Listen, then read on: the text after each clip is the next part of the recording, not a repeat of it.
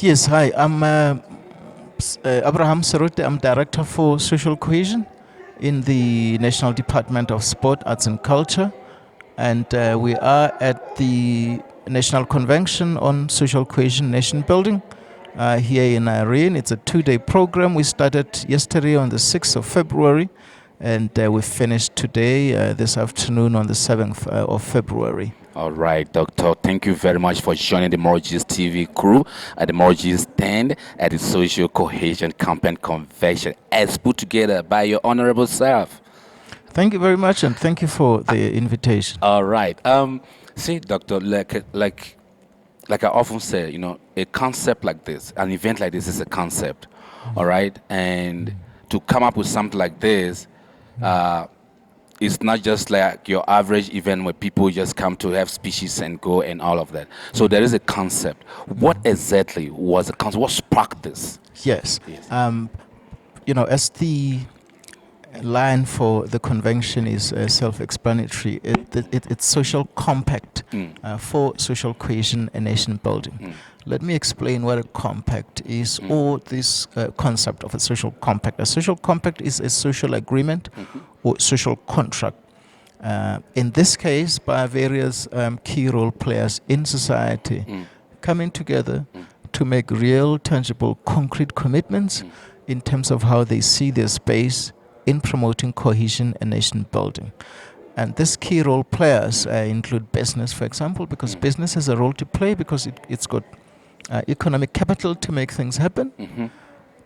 It's got some form of power that it exercises. We have media, for example, as one of the key role players here. Civil society we have as well.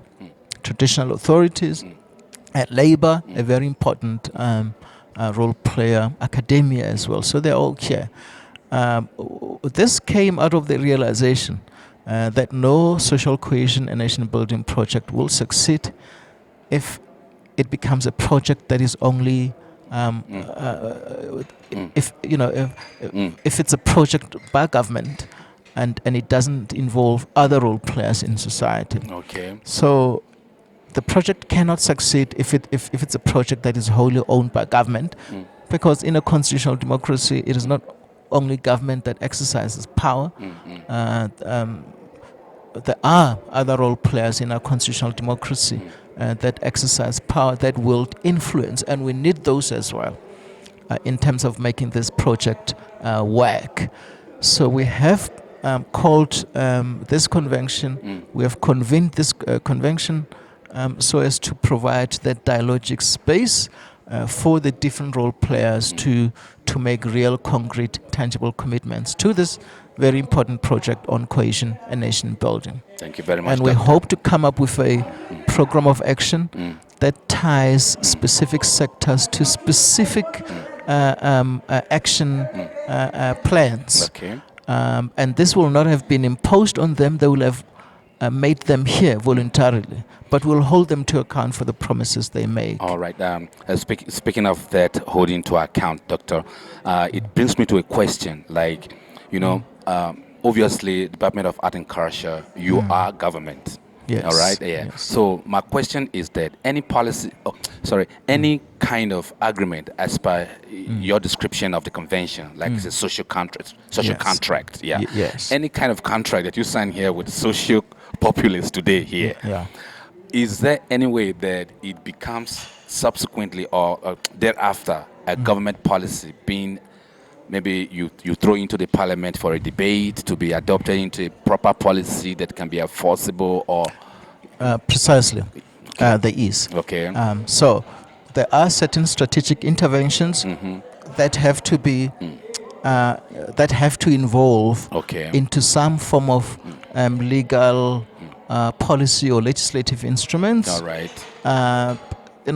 So that we achieve this goal of a socially integrated and inclusive society. Okay. So legislative and policy instruments will be necessary. Okay. But I must caution, against this, legal reductionism. that the law necessarily will solve all of our problems, or policy will solve all of our problems, because apparently, if anything is converted into legislation or policy, it will then work. Life doesn't always work that way. Okay. And that's the reason why we also, part of the strategy is to get people to make voluntary commitments. Okay.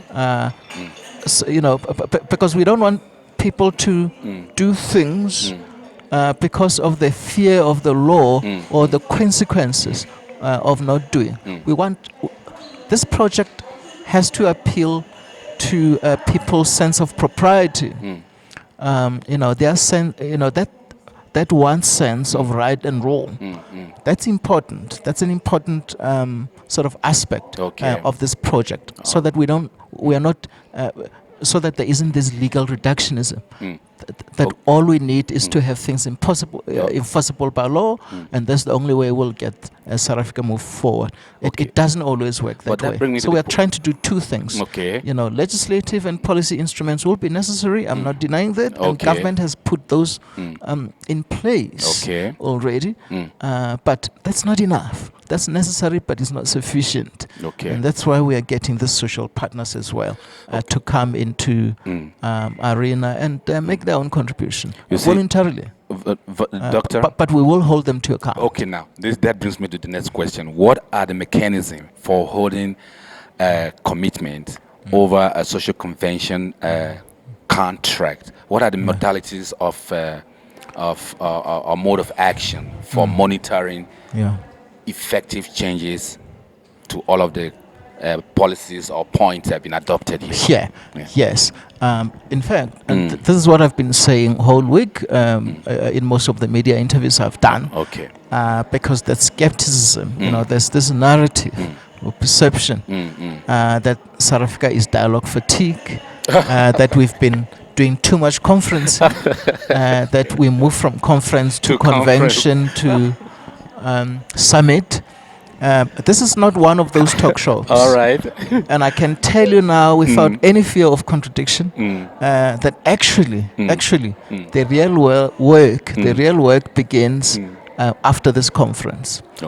What we hope to achieve today is to have the letter and spirit of the actual contract of the agreement, with real tangible commitments that the different sectors will have made. We will then evolve from that into plan of action with timelines, and that plan of action will implicate specific sectors in what they committed here to do, and it will then be the role of the department on behalf of government to assist to continue the conversation with the different sectors, to monitor them and to report on progress, whatever progress or otherwise, in terms of the commitments that they will have made here. So we'll adopt the same approach as we have in terms of general management of outcomes in government. Right. Okay, Doctor, thank you very much. It can be breaking down more than that, because apparently you are the concept developer and implementer and everything. But then, the concern though from certain quarters is that, you have developed, it is a beautiful program. So people would have thought that this could have been some kind of social imbizo. You understand what I'm saying? But now the critics or the other people, they're saying like, why organizing a conference or a convention of the people as some plush, high-end Pretoria upmarket that is far away from the people, from far away from the masses, from all of the locations and everything. So what did you? This is the concern of many of the other people that I've spoken with, and also it's a general concern. I will want to answer it in two ways. Okay. Having a conversation in a leafy suburbs doesn't mean that you are having a conversation with people that only live there.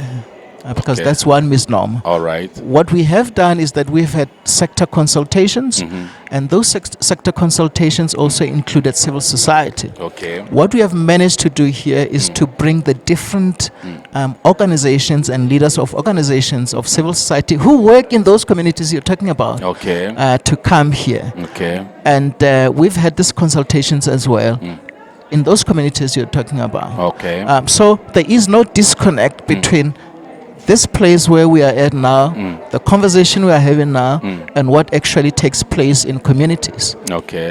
That's where we started. But secondly, and this is a very important point to make, South Africans have to have as much claim to these leafy suburbs as they should rightfully be with rural areas and townships.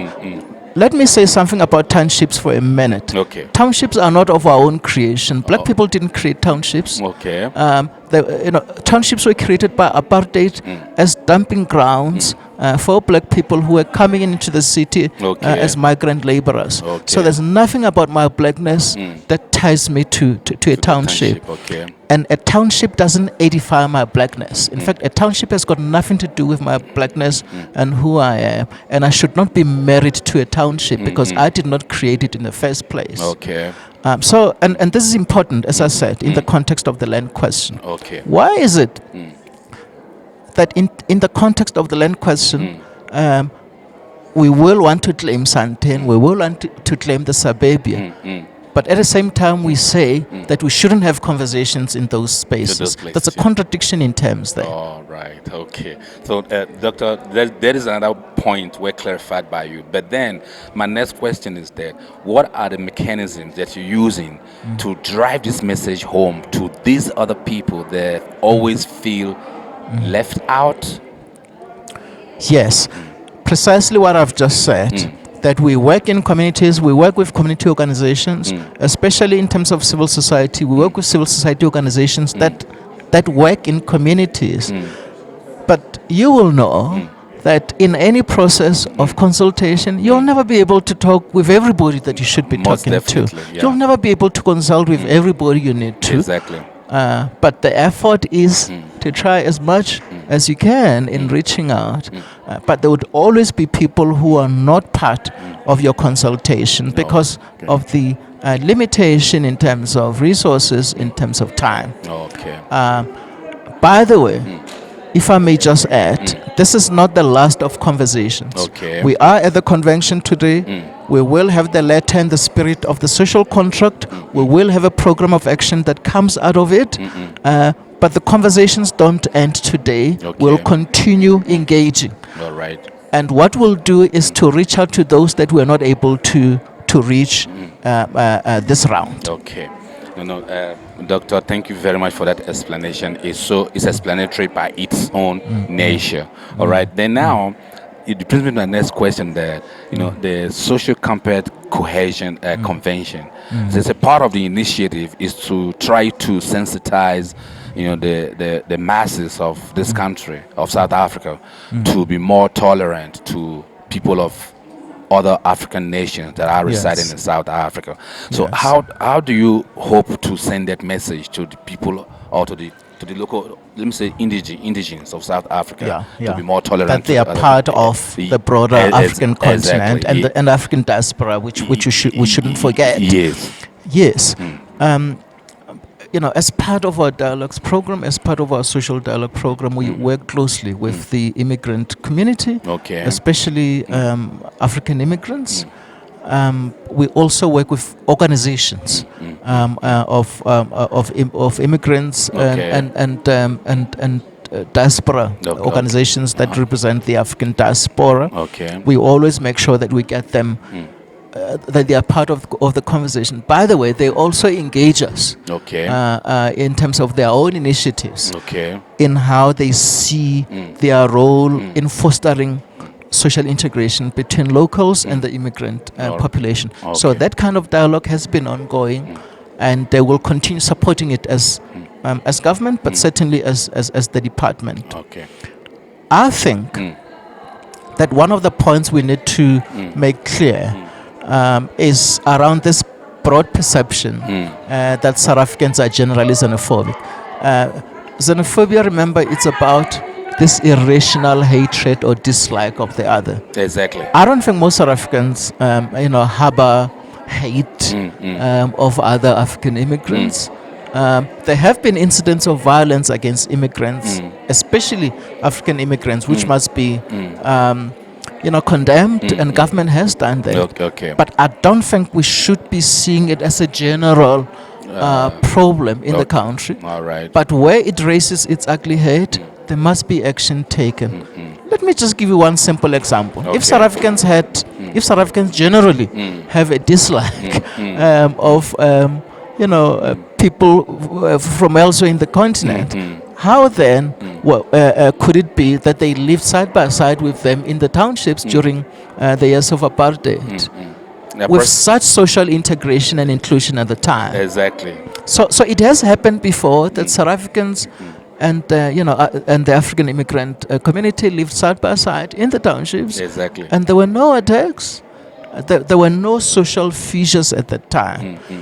But the third point that I need to raise is just in terms of our socio-historical context. I think where that's conflict, where you see these social fissures coming in, I think we need to come. One of the most important points that need to come to bear is our socio-historical context in terms of how South Africans have always related to the continent, in terms of their, intermittent ambivalence in how they relate to the continent, because South Africa has always been detached from the rest of the continent. And apartheid taught black South Africans that they were actually very privileged and lucky to be in South Africa, because actually South Africa wasn't part of the continent. So South Africa was sort of psychologically detached from the rest of the continent, as though it was a country so special elsewhere in another continent and not here. And that was a narrative peddled over decades and decades. And in social psychology, if something is peddled over and over again, it's a message that continuously, that continues to be drummed into your psyche. Exactly, becomes acceptable. At some point, it becomes acceptable, it becomes the truth. Exactly. So this ambivalent relationship with the continent sometimes has to be understood within this broad socio-historical context, and I think people forget that. Exactly. We have only started to really socially, politically, economically integrate with the continent post 1994, and we haven't even reached 30 years. We are still. It's an ongoing process, but we need to continue with it. With unwavering commitment. Exactly. But I think that social historical context always has to be factored in when we try to understand this ambivalent relationship sometimes between locals and the rest of the continent. And also maybe probably locals as well, maybe from other one provinces. Tribe to the other. Yeah. Because apartheid also sort of reified. Apartheid naturalized ethnicity. And we know that there's nothing scientific, there's nothing natural about ethnicity, in so much as there's nothing natural or scientific about race. These are social constructions. Exactly. But they were made real. Exactly. But apartheid made them real. And there were real consequences in terms of how people were socially classified. Exactly. So based on that, Doctor, you've already touched it. My final, it's not a question, is a help for you to campaign, like just maybe in 5 seconds, to tell the people, because the reason for social cohesion is to teach people how to live together, to coexist. All right? Yeah. So I wanted to put it in a message. I wanted to put in a message to the people of South Africa, to the people of Africa, that there's need for social cohesion. There's need for social cohesion to benefit us economically. With that thing of conscience that you've spoken about. Send us a message, please. Okay, great. At the very heart of any social cohesion and nation building project, the most important thing that a social cohesion nation building project does is to appeal to our sense of propriety. as human beings who must coexist. So at the end of the day, a social cohesion program has to enable coexistence, because that's how we'll progress as society. All right.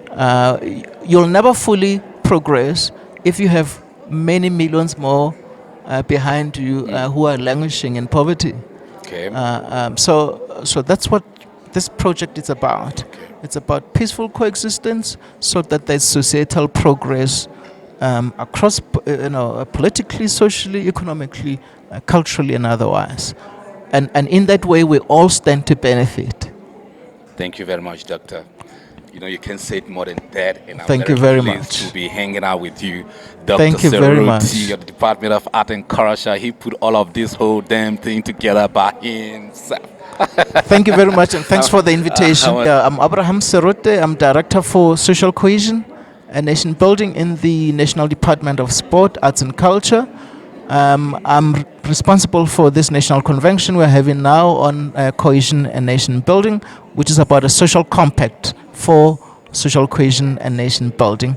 I'm in MorgeezTV, and thank you, MorgeezTV, for the invitation. Yeah.